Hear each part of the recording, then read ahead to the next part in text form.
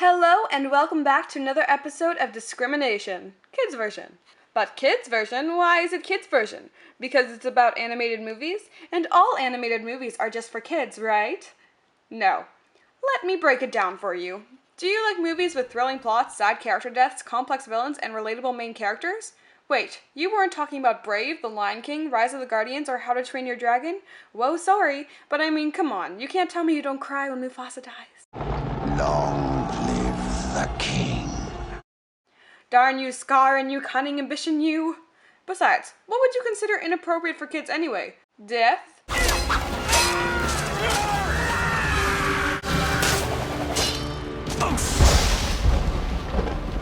Murder?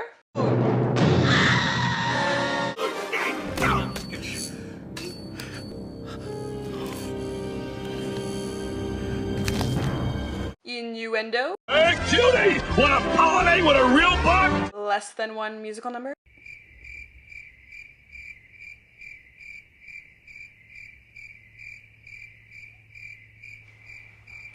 Yeah, I didn't think so.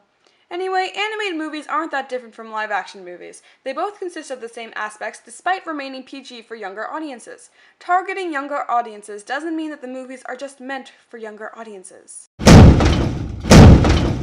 But why would I want to go see a movie about some size 2 bozo princess with an inferiority complex who needs to be saved by Prince Charming? First of all, have you met Merida, Pocahontas, Kida, Mulan, Elsa, Anna, Jasmine, Belle, and Tiana? And secondly, prejudice only breeds ignorance. You may think you know animated movies, but to be honest, you probably don't even know how little you know, or how often you discriminate, especially against big-name corporations. For example, not every movie has a princess in it, despite popular opinion. Actually, the only movies known for being princess movies are Disney movies, and that one movie that everyone thinks is a Disney movie because she turns out to be a princess in the end, but actually isn't, yeah, surprise! Meet the Robinsons wins. However, that doesn't change the fact that 70% of you believed Anastasia was the Disney movie. Although many animated movies admittedly have princesses, what did you think? Barbie movies are also animated movies. Of course there are going to be a lot of princesses. They literally have a movie called 12 Dancing Princesses, for Christ's sake. There are very few animated movies to have the story revolving around the princess. Take Disney, for example, the company most known for their princesses. The official lineup only has 13 princesses: Tiana, Mulan, Pocahontas, Merida, Anna, Elsa, Ariel, Belle, Aurora, Cinderella, Snow White, Jasmine, and Rapunzel. If we look at it logically, Jasmine isn't even the main character in her movie, Pocahontas is really the chief's daughter, and Mulan's movie isn't even about royalty. Turns out there isn't as much royalty in the royal court as you'd think. The next topic we have to deal with are award shows, specifically the Academy Awards. Now, I'm not going to sit here bashing Oscar-nominated movies, but I mean, come on, American Hustle, really? Stop with the whole fire thing. God, it was a mistake. I'm sure a million people do that all the time. Those sun lamps are dangerous. Shouldn't even have them in the house, really. I bet that happens all the time. This was nothing. Back on track, I'm going to talk to you about discrimination when concerning animated movies and the Best Picture award. They're having a party without me. Now, I understand a few poor, unfortunate souls, 25% of you in fact, don't think animated movies are as good as live-action movies, and of course, we're all entitled to our own opinions, but we're not entitled to opinions based on prejudice or ignorance. That throws your credibility out the window. And obviously, the Academy Awards notice that as well, seeing as animated movies have actually been nominated for Best Picture before. However, noticeable facts must be made. Only recently have animated movies been considered on par with live-action movies, Beauty and the Beast being the first, Up being the second, and Toy Story 3 being the third, none of them taking home the award for Best Picture. Some of you might be thinking this is because animated movies don't stand a chance against live-action movies. I mean, that's why they have their own category, right? But this category is more proof that animated movies aren't considered as important as other movies. People don't think animated movies are worthy enough to be a part of Best Picture, so they create a separate category just for them. If you still don't think that's prejudice or discrimination, then look at it this way. There is no category for comedic movies. However, a comedic movie hasn't won Best Picture in 30 years. That means for 30 years, comedic movies haven't been recognized, and they're not given their own category, unlike Best Animated Feature. Truth of the matter is, no one thought animated movies would be nominated, but they have been, and this shows us that, if the box office hasn't already, animated movies deserve as much credit as any other movie.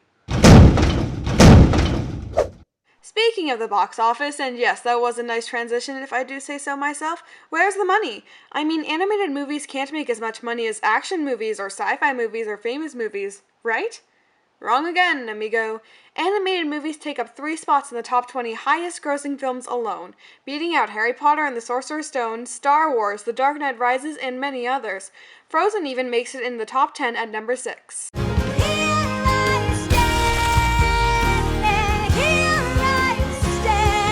You keep going strong, homegirl. So what if they make money? Animated films might be important, but they aren't as good as live-action movies. Many critics agree, I assume. I mean, they obviously know that animated movies are naturally rated lower. Nope, nope, nope, nope, nope, nope. Did you think Catching Fire was good? Or even 12 Years a Slave, this year's Oscar-winning movie? 3 animated movies alone beat out 12 Years a Slave in movie critics' eyes. People who live to find faults in movies. If professionals can say animated movies deserve 100%, then why can't you? Perhaps Amos Sussigan expressed the ignorance and prejudice best when he said, "As an animated director, I often find myself wounded every time someone asks me, 'Oh, did you do a real movie or an animated one?' But what exactly makes animated movies not real movies? After all, isn't it our opinions and knowledge that decide the worth of something? But how can we form a serious opinion without seeing all the animation world has to offer? It's not just Disney and princesses and talking animals. The animated movie world is huge. Don't limit it with assumptions and discrimination." Of course, there are always going to be people like Marshall who say animated movies suck because they're not like Toy Story, Monsters, Inc., or Finding Nemo, all Pixar movies, and then complain about Wreck-It Ralph, the Disney movie, and just assume his argument is valid despite the fact that they are 2 completely different companies. And then there are going to be people who agree with Marshall, like the famous, incredible Silly Me. Oh, silly you. Point is, people like this exist. So please, don't be Marshall. I'm sure if he knew better, he too wouldn't be discriminating against animated movies. Animated movies have been around since the 1930s and have been enjoyed by millions of people. It is respectable, worldwide entertainment. And that is all there is to say about that. Besides the first half of this video. But you get the picture.